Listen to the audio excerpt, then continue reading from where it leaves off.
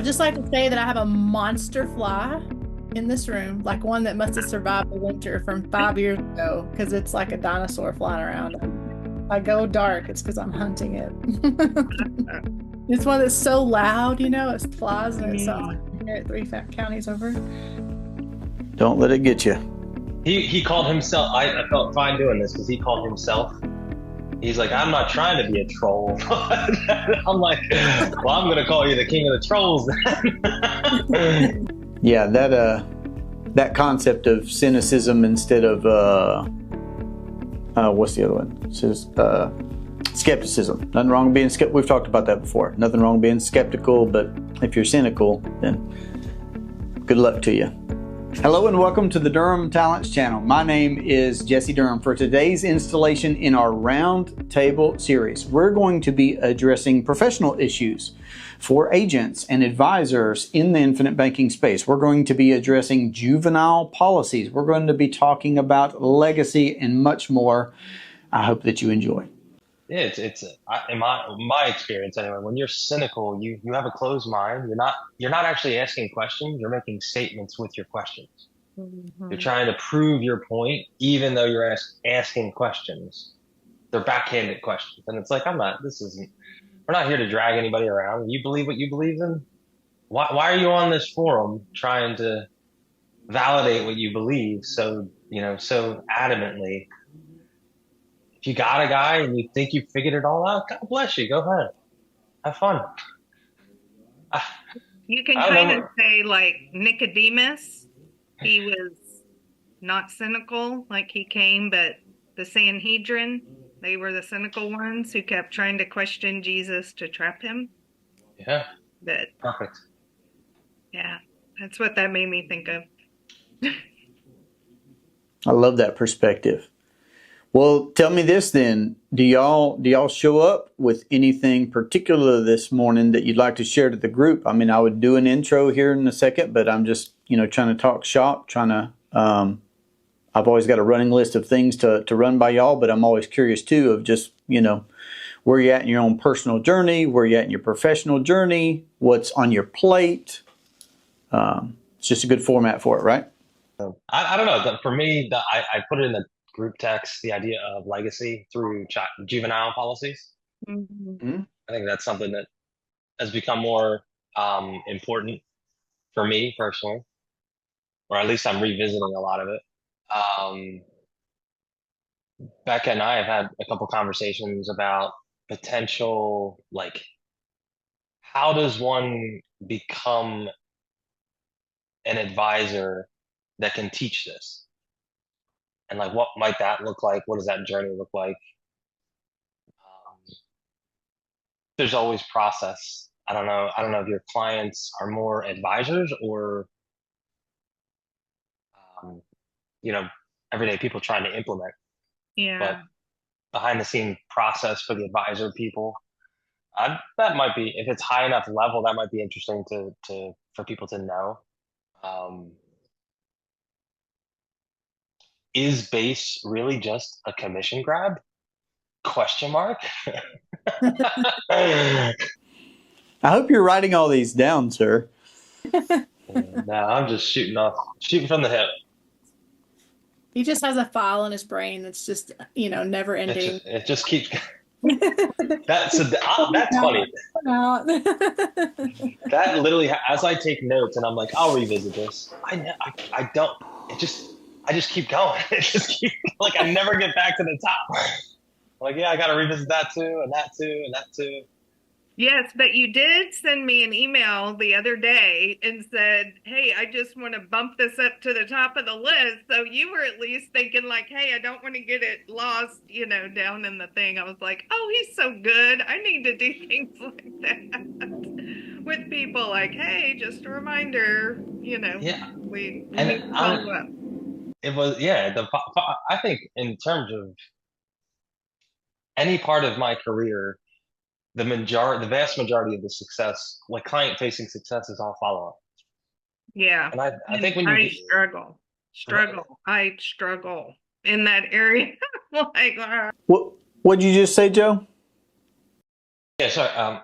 I think in my career, any part of my career, the vast majority of the successful people I've been around and the vast majority of success I've had with clients has been related to good follow up. Doing what you say you're going to do, follow up when you say you're going to follow up, not taking anything like personal when they inevitably are going to blow you off or forget, and like just trying to move the ball forward for and with them, you know, not to them, but for and with them, because people have a million things going on in the world. Mhm. We're in this every minute, and it seems like the most important thing in the universe. But like to them, they heard a great presentation that was in 45 minutes to an hour long, and then they're like, "Oh, great! I got to get milk, I got to get eggs, I got to pick up the kids, I got to do like it's gone. It's on the list that I was just describing. It's like it's But our you job to never make it back to the top, right? never like if you let it go, it just keeps like so. Our job, part of our job, is to like what I did for Nicole. Let's bubble this back up to the top here. This deserves a second look. This deserves, so long as you're interested and skeptical and curious, let's Mm, put this up. This will change your life if you get this. yeah. We got to keep this up at the top. Mhm. Um, yeah, it's not. It's funny because I used to think coming into this, all the credentials and licensing that I have, I'm like, I thought that's what made a great advisor. And sure, it gives you perspective and it gives you like root knowledge, behind the scene, deep knowledge on material. But it's really the blocking and tackling is following up. The blocking and tackling is like being a kind person, being someone that people can relate to and like have good open conversations with. You can know everything in the world if someone can't open up to you or you can't open up to them. You know, they might as well go to like Chat GPT and what's the answer? And it's a robot. You know, um, yeah, I think the art and the science of this. Most people focus too much on the science. And I think relating this back to specifically IBC, that's like getting lost in the weeds. Nelson would say it's noise, right? You're getting lost in the details. And I think it applies macro at the same level of how we run our businesses. How Mhm. many of us like focus on even clients when they're shopping for this, the fact that they're shopping for this and they're looking at illustrations and they're like, this one has $5 more than that one. Maybe I should do that one. Or like, it's like, you holy cow, that's what you took away. You think that'll make the difference? No, that's not what's going to make a difference. That's so inconsequential. But anyway, I'm already going off. Sorry, You sorry. are. We're now 7 minutes deep into one of the several topics that you brought up. 7 minutes ago. I I'm have over here trying to take notes for you to remember. Hey, we should revisit this. Yeah. I think that's at least what I'm seeing, and I love being connected. And I don't think I've utilized the connections within our IBC family, that we have. Me and Becca have kind of, done a little bit together. I've kind of reached out to Joe now. But I'm hearing when, some of the other people that are on the mastermind call, oh yeah, I was talking with so and so the other day, and we were so for those of us that are, independent and just single people trying to move this thing forward, it is really hard to be all of the things. The administrator and the follow up and the, um the designer of the policies and, education. And there's so many hats to wear within this because it's not a product, it's a process. So I think it's easier when you have a team built around you that can help fill some of that stuff. And so I've always been super independent. And so for me, I just have this, oh, I don't like to bother anybody. I don't want to be a bother, don't want to take up anyone's time. So I have a hard time reaching out and saying, hey, can you look at this or whatever. issue I may be facing that I want extra input in.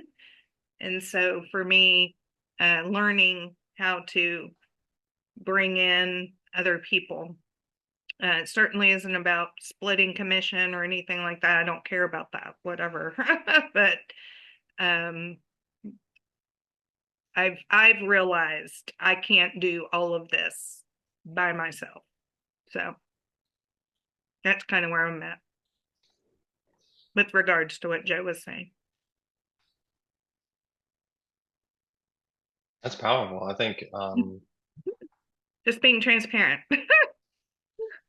no, I think that's great, and I don't think we're designed to be like that. I think, I mean, on a deep level, we're social creatures. We're designed in His image, 3 in 1. We're supposed to be a community. We're supposed to be social. I think people that try and do it all on their own, there could be bits of like ego, bits of greed, bits of like these vices that are like, no, I got to do it all, so I get all the praise, I get all the glory, I get all the commission, I get all the, and it's like, yeah, I mean, what's the end result there? What are you actually trying to do then? If it's, for example, the money one, it's like, okay, if you had infinite dollars, are you still going to be like that? Or is it like you're going through a stress time right now? Or is it just deep rooted in you? You need to see the pile getting bigger. So I don't know. I wish I would have found the team model much earlier in my career. I wish I would have had mentors earlier in my career that were like real, genuine mentors, students of this that wanted to see the next generation push it forward. Yeah. Not people that are like, I went for false prophets. It's partially not knowing, but I went for what glittered and what shimmered. I'm like, oh, they're having a lot of success. Let me follow that person. Yeah. That one has more success. Let me follow that person. And it's like, man, that's not an indication of good, healthy business, good, healthy character, good, like, it just isn't. And I'm not saying you can't have both, but I'm saying if you're just going to use one thing, that's not an indication they have everything you're looking for. Be very careful with that. Yeah. But yeah, anyway, I would encourage you, reach out to people and don't be afraid to try multiple people. Like you said, you're talking with Becca, or we've had a couple conversations. I would encourage you to reach out to Jesse. He's got some cool stuff and examples and good ways of explaining stuff. Yeah, I know. We have a lot in common, like chickens. Chickens. We do chicken math. I love it. It is a dynamic balance, right, of all the things that y'all have described, and then maybe even some more. Like I messaged Joe the other day about something that came across my plate where I'm looking at working with a prospective client, and I had a particular situation that was the first time that it occurred to me. Message him, hey, what do you think about this? What, you got a particular strategy or experience or whatever? And internally, it's a balance of, well, Joe's got this busy life like we all do, so I'm trying to gauge in my mind, is this the kind of thing that I messaged my buddy Joe about? Is this the kind of thing that I would want to be messaged about? I want to be respectful of other people's time. So you're trying to internally maybe gauge, is this the right opportunity for that? But then, another part of my brain will kick in and will say, yeah, why not benefit from where somebody else already does have an experience where they can not only speed up my learning curve or be helpful to me, but, well, why am I asking the question? Well, I'm asking for this prospective client. And of course, I want to serve them to the best of my ability. So why would I limit what I could potentially do for them by being collaborative, And I wish that more people would even talk about stuff. So it's really neat that, Joe brought this topic up and we're discussing it, because I can tell you not how many years, but it certainly was years that I was a licensed agent looking to help people implement infinite banking before I even heard another agent say out loud in an encouraging way to consider actively partnering with somebody when it made sense to collaborate on a case, share commission, of course, because you're bringing value to each other. Like, it was years before I even heard that put out there, and I was like, oh, interesting. Joe, you were literally lifting your hand. You got a follow-up thought on that? I've been, you were talking about the inner monologue of should I ask or not. Like add this, consider adding this in to that monologue where it's asking for help.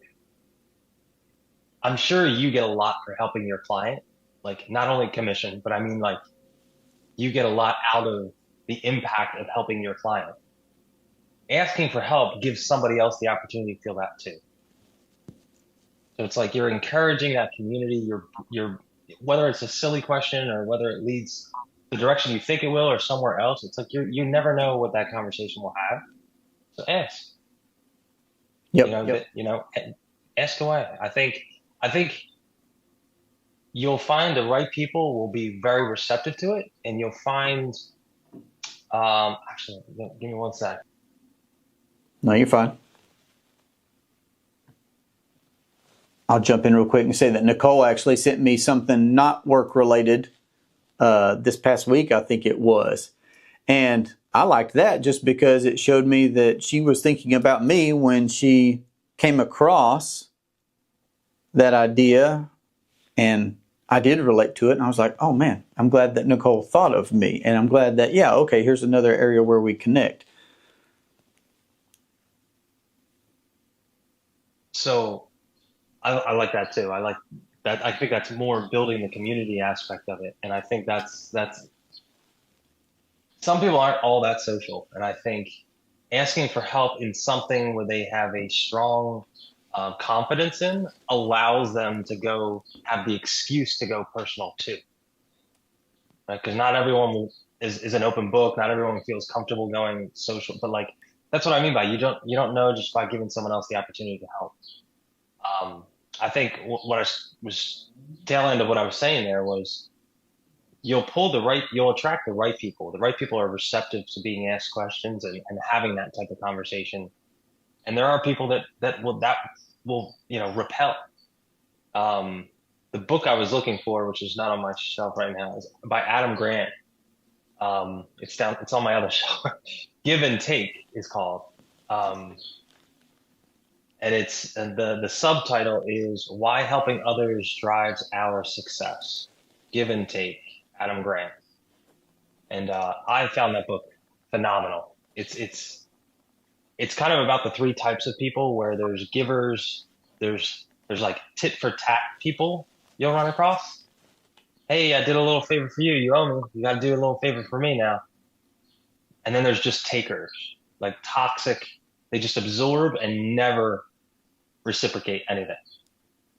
And it's about how to deal with those if you're the type to give. But yeah, I like give people the opportunity to reveal themselves to you, to help you, to gain from the impact of helping you, to see you succeed in what you're trying to do. I think there's a lot of benefits to just ask. I think, yeah, nobody, I don't know. I got over asking questions that make me feel like I'm dumb or maybe seem like bad questions a long time ago. I don't think that exists. I think it's an opportunity to learn and enhance and refine your thinking because no one has perfect thinking. So there's always a bigger fish that's going to look at what you said and said, oh my God, I can't believe they said that. Right. So if there's always a bigger fish, who cares? Just ask. It's the only way to learn. I think too, along with that, one thing I was thinking about just this morning was being okay with the tension of learning. Because like there's almost like this paradox, and I think it applies to agents and to clients because we want to know everything before we start sometimes.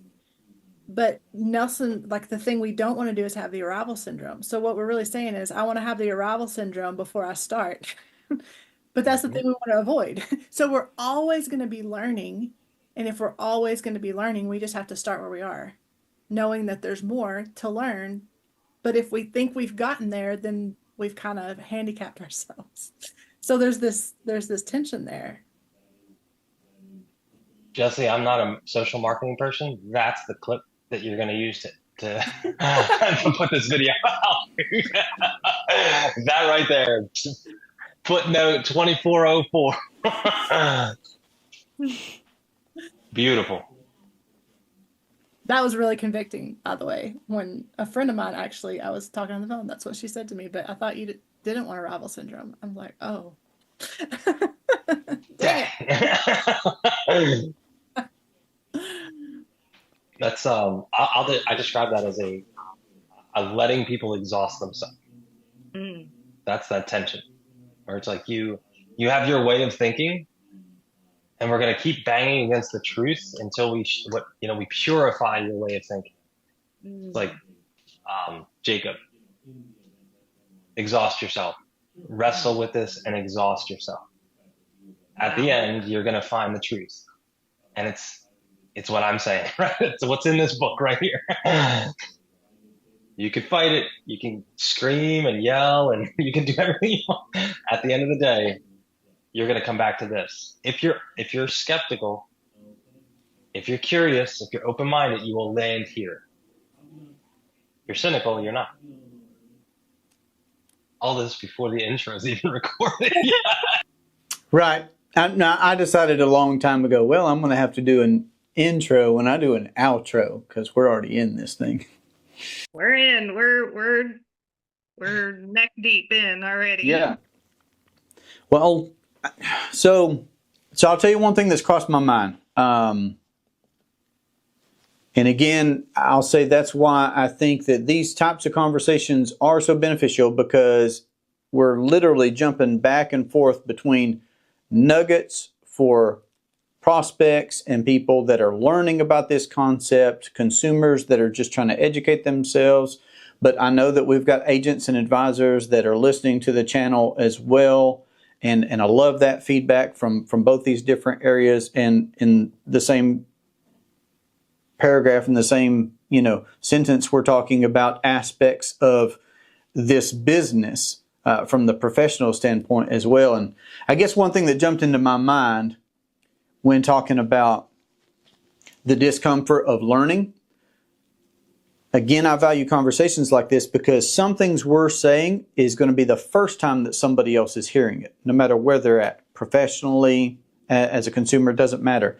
And by saying certain things out loud, we're giving them the benefit of speeding up their learning curve or anticipating things that they have not yet experienced, but that they will experience if they continue to refine and pursue like you're describing, Joe. So here's my personal experience that I'm reliving right now. I remember when I took weightlifting seriously for a period in my life, the most serious, and I intentionally was looking to get strong. And I read or heard somewhere that, if you follow this program, if you follow this process of titrating up your lifting, your squats, your deadlifts, your bench press, your overhead press, if you'll just add 5 pounds, add 5 pounds, add 5 pounds, okay, then you're eventually going to get to a place where you're going to go to lift something. You've never lifted it before. You've never been here before. What you will feel or what you will think is when you go down with that load on your back and you're in the bottom, you're in what's called the hole of the squat, you're going to think things along the lines of, this is going to crush me. Now, it's not going to happen in people that don't lift with safeties. I don't get it. But I'm kind of independent, like Nicole's talked about. Even in the gym, I went to a commercial gym for a while before I decided, nope, I want a home gym. So I definitely have to work with safeties and stuff, right? I'm not going to get crushed by anything. I got my safeties in place. But in my head, I got to that point where I got to that new weight, never lifted it before. I just didn't have that experience. But I'd already heard, well, you're going to get to this point. Well, just push anyway. You get down to the bottom of the hole and you're thinking, man, how could this not kill me? This is ridiculous. But then you lift that weight and it's a new PR, it's a new experience, it's fantastic. It doesn't detract anything from it being hard. But I guess I'm just trying to describe the advantages of having heard somebody say it was going to be that way, and then experiencing it, putting it to the test for yourself, and then benefiting from the results of all of that. Having heard that, having accomplished that. I don't know how good of an example that is, but that's one from my life that I'm thinking about. And that's why it's so important, because I know the four of us on the call here, we have implemented IBC. And so my biggest, I would just say, talking point with people is when I share my own story and how I started implementing, how it's benefited my family. So when, like, you had the trainer videos that said you're going to get to this point, and I tell people, okay, you're going to read this book and your first reaction may be anger. And why has nobody taught me this? That was my first, I can tell that's was my first initial, like, why did nobody teach me this? How come I didn't know about this 20, 30 years ago? I could have been implementing it all this time, and then you kind of get hit with, well, okay, I just have to start now. Now is better than never. So to be like that was for you in the weightlifting, to come alongside, because I'm like, I'm not about to trying to tell someone to implement something I'm not implementing. And I think that's our biggest testimony, that we can say, okay, here it is. And yeah, it's going to seem this is something new. This is something you've never done with your money before. You're wanting it to do a brand new thing, and learning how to steward your money in a new way to where it will benefit you now and in the generations to come. So yeah, I do think it ties in well, and it's an advantage that we've walked the road, so we can tell them, hey, this is what's coming. This is what's coming next. So yeah, people can think what they want, but at least when we can tell them, show them, give them examples, and say, well, you can't accuse me of not practicing what I preach. I do this. If you decide to do this, great. You have all that control and profitability for yourself, great. If you don't, great. That also likewise doesn't change that, I've built something incredible, and I'm going to continue doing that because I see the benefits of it, of course. And it would literally be your loss. Joe, you get your hand raised, so I'll kick it back to you. But I also say that you encouraged me the other day when I was I told all of y'all, and I'll do a video about this. I'll do a standalone video about this, but maybe I'll do something on the roundtable with y'all as well, where I recently got another policy on myself that acquired the remainder of my insurability as of today. And it was a great milestone for me. And then Joe's got these questions. Well, what does that represent from your cash flow? And what does that, what's your system look like at this point in time? And lots of things that are very interesting to me, and that I'll probably do in like my life lessons series. Because, I've got a video in there where I covered, hey, this is what my first 5 years of IBC looked like. This is what we did as a family. This is what we built. This is how we used our policies. This is what was going on in life. My sister got married. We took a vacation. We had an anniversary. A child was born. We got a policy, like all that kind of stuff. So now I'm coming up on 10 years, and I've just got this new policy, and I've got all these other things that I'd like to, document for my family's sake, first and foremost, for my family's sake, but then for anybody else's, learning or advantage as well. So I normally do an update once a year, Joe, and I've got this little visual of, I show the number of policies, I show our cash values, I show our death benefit, I show, all that kind of stuff. And it's neat for me to be able to see, going from nothing, just picking up a book and reading about a concept or having conversations with people. Hey, how are y'all doing, this policy thing? To now having a system and done it for a decade and that kind of stuff. So I'll get that and I'll share that, and y'all be able to see that. And yeah, I'm excited about it. What do you say, Joe? Related to that, the questions I gave you, the reason I asked the types of questions I did is in that new video, in the update for the last 5 years, consider adding in those types of questions because they put a focus on your cash. It's not just like, it's focusing essentially on the combination of the cash flow and your system, which is the whole process, the whole concept. Whereas most people just list attributes of their product or products, and they're like, look at the big death benefit, look at the big cash value, look at the big dividends. And like, they forget to always be pointing back to the whole process. You know, when I started, it was 1% of the household cash flow. We're all the way up to 30% of the household cash flow at year 5, right? That's a huge milestone. It was majority term. Now it's half permanent. It's permanent with most of it going to base. This much was going to base. Now look at this much going to base. Right? It was this much PUA. Now it's that much PUA. And kind of showing the whole system, a comprehensive view, including the cash flow analysis, the unseen part of that doesn't show up on a ledger piece of it. I think, yeah, definitely your clients, but also like your family members, when they look back and look at that, I mean, that's gonna be hopefully really linked back to the book, and show this isn't just about life insurance. This is a cash flow management system for the family and all generations of the family. I encourage my little extra principle, Nelson's principle, is share the blueprint.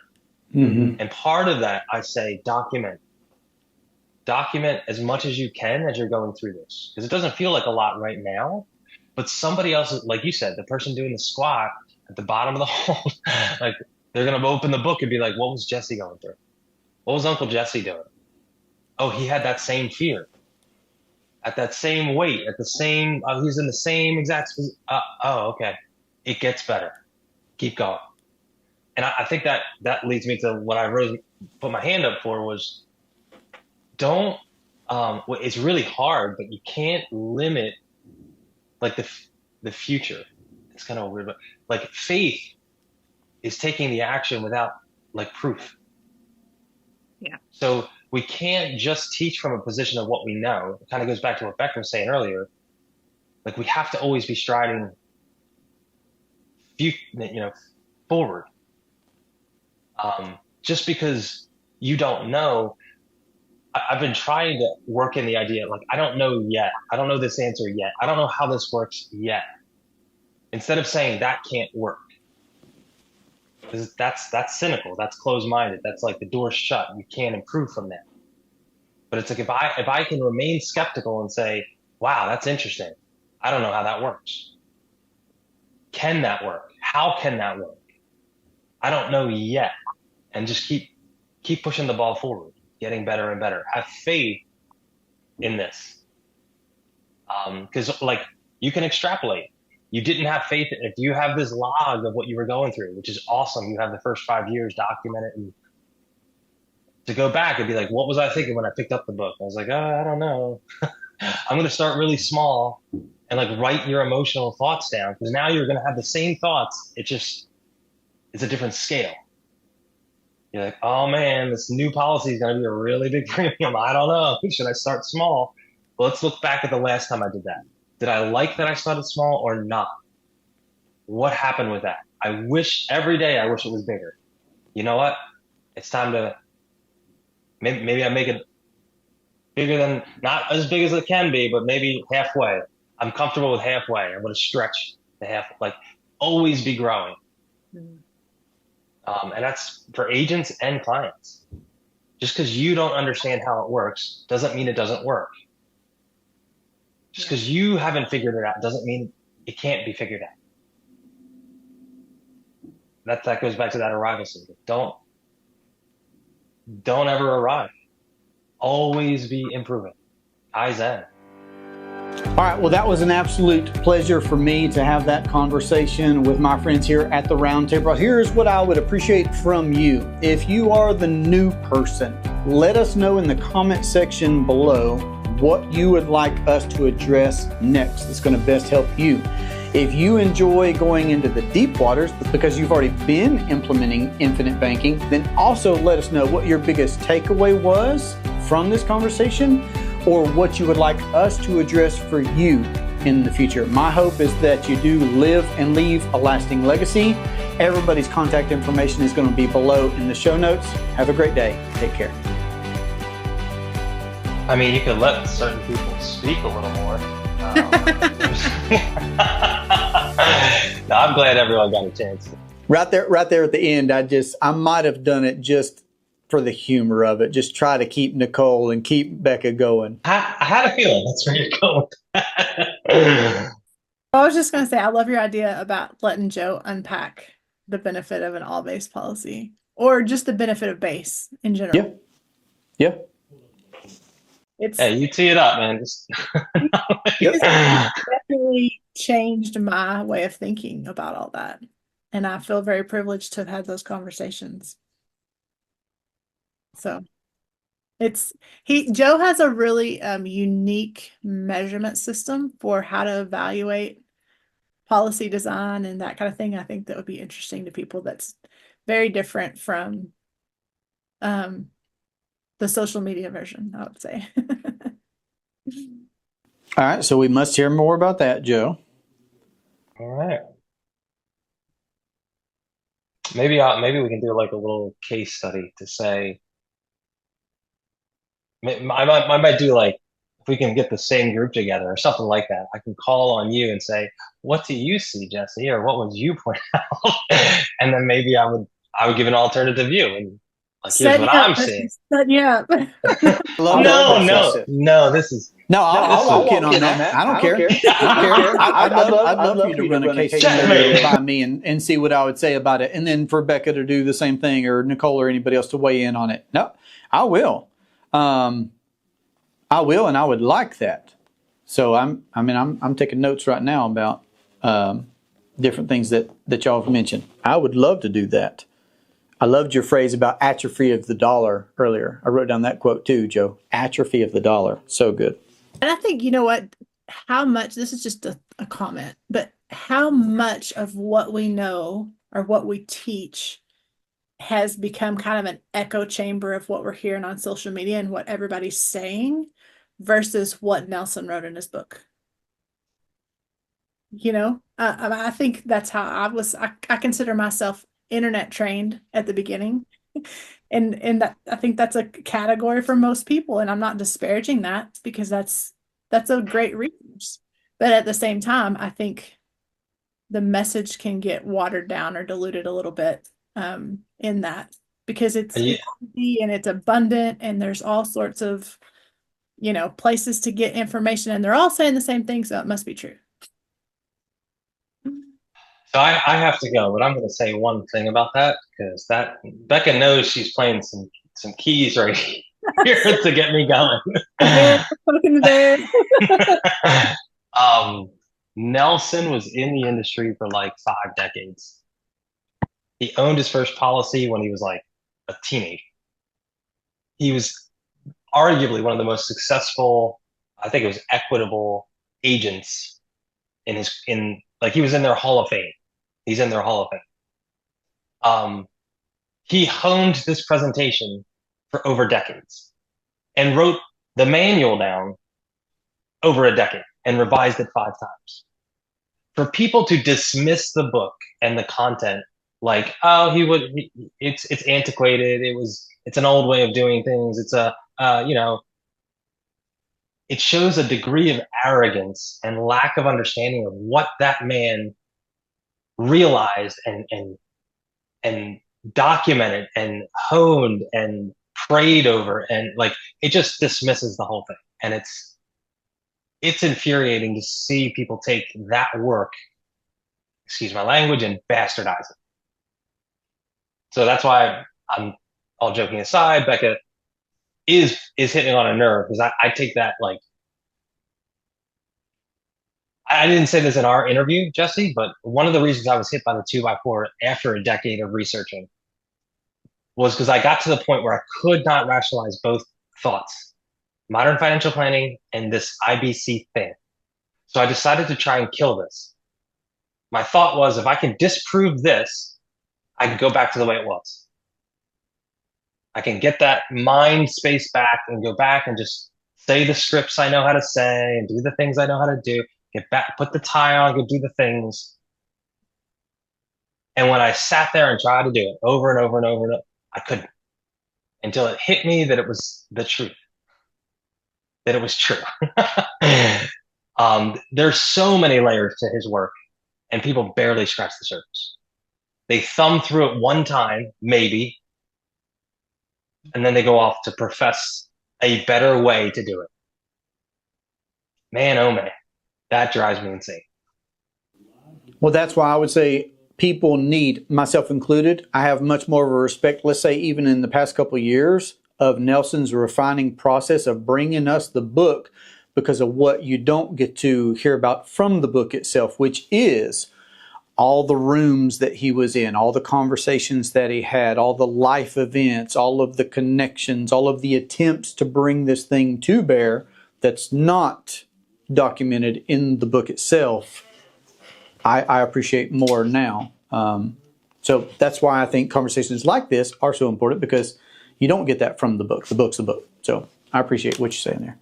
Awesome. I'll let you go. Becca, you good? Appreciate y'all being here. I enjoyed myself thoroughly. Look forward to the next time. Y'all have a great day. Likewise. See y'all. You too. Bye-bye.